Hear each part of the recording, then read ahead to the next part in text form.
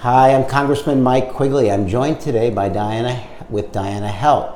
She lives in Chicago's Bucktown neighborhood and was born with cerebral palsy. She's here to talk to us today about what the ACA healthcare law meant to her, what the Republican attempts to repeal it might mean, and how we move forward together.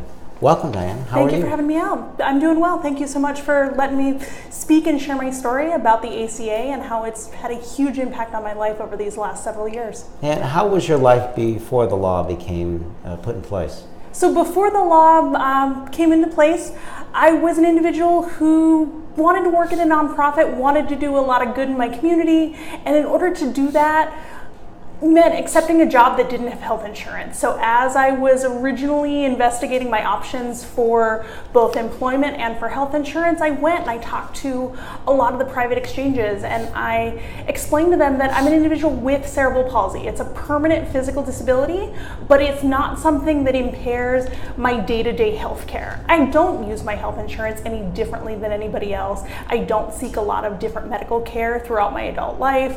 And I explained that I'm a really healthy and active individual. I've done marathons, I've done triathlons, I've stayed active, I go to the gym, I work out, I eat well, all of those things that the doctors tell you you're supposed to do.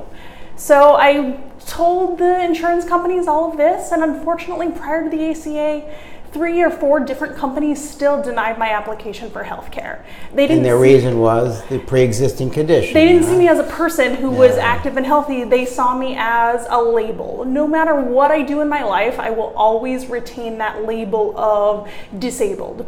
Person with a pre-existing condition will follow me no matter what I do, no matter how healthy I am, no matter what life choices I make. Before the ACA, I wasn't able to get health insurance from some of the nation's biggest providers. And you couldn't, therefore, work the way you wanted to, where you wanted to, exactly. Doing what you want. It really colored my employment choices. It colored a lot of the decisions I made in my life as to what I did professionally, recognizing that healthcare was always that thing looming in the background.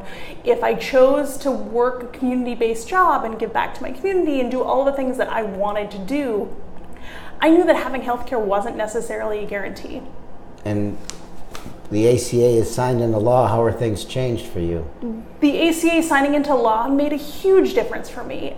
I don't use my health insurance every day, so my day-to-day hasn't really changed all that much, but I have premiums that I know I can afford. They're premiums that I know I can get insurance. Should I ever need to use that coverage, I recognize there are certain protections within that coverage that'll help me out if needed. And just like everyone else, on a day-to-day basis, I benefit from those preventative care screenings and from all of the health and wellness initiatives that are built into the ACA right now. And you're doing what you want to do now? I'm doing what I want to do. I have a great job. I'm working at a great nonprofit that gives back to the community and serves others, and I feel like I'm really making a difference, and my ability to do that is directly linked to my ability to have health care. All right, and obviously, you know, the president and our Republican colleagues are trying to repeal that. How do you react to that? That is pretty terrifying. It definitely scares me that I may potentially lose some access to healthcare either outright or simply by being priced out of the market. Even if the pre-existing condition pools come into being and they say folks with pre-existing conditions are still allowed to have healthcare, you just have to pay 6 or 7 times more for it. That, to me, as a nonprofit professional, will change my entire life. It'll change the jobs that I work, the financial stability that I have, my ability to use healthcare. Cost prohibitive to the point where you can't do. I would have even no if they choice. still allowed for pre-existing. I would have no choice but to choose to not have healthcare. If costs and premiums got out of hand through the pre-existing condition pools, that would make it simply unaffordable. And how would you describe living with cerebral palsy to folks who don't even know what it is? So cerebral palsy impacts the messages that my muscles send to my brain, or my brain sends to my muscles. Yeah. So my brain tells my muscles to be rather stiff and to be rather spastic. It impacts my gait pattern. When I walk with a bit of a limp. It's something that'll never go away, but it's something that if I take proper care of myself, if I seek preventative sorts of health and wellness things, if I stay active, if I stay going to the gym and being involved and doing all sorts of things in the community and using my muscles. You use it or you lose it. That has really helped me to maintain fitness. I did the Chicago Marathon a couple of years in a row. Congratulations, that's great. Thank you. I've done the Chicago Triathlon.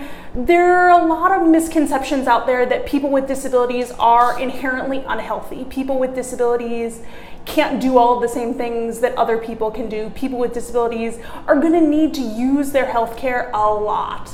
And for some folks that is true, and I certainly support the fact that everyone in the United States has a right to care and has a right to live their best life possible.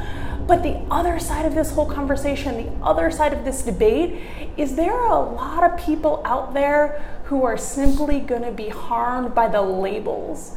I haven't had anything more than a common head cold for the last several years. Throughout my entire adult life, I've not sought major medical care for disability. I don't use my health insurance any differently than you do, but that label of disabled, that label of pre-existing condition, puts me in those high-risk pools, puts me in a situation where I'm now fearing for my employment security, fearing for my healthcare security. What's the biggest concern you have, that you lose the job you want, or you just can't get benefits at all? I simply can't stay at a job that I love because I lose access to the healthcare exchanges. And if I choose to work at an agency that doesn't offer healthcare, that's no longer a choice. There are a lot of very small businesses, very small nonprofits that simply don't have the ability to offer healthcare right now. And if you take away the public option, you really limit possibilities for those with disabilities, those seeking employment.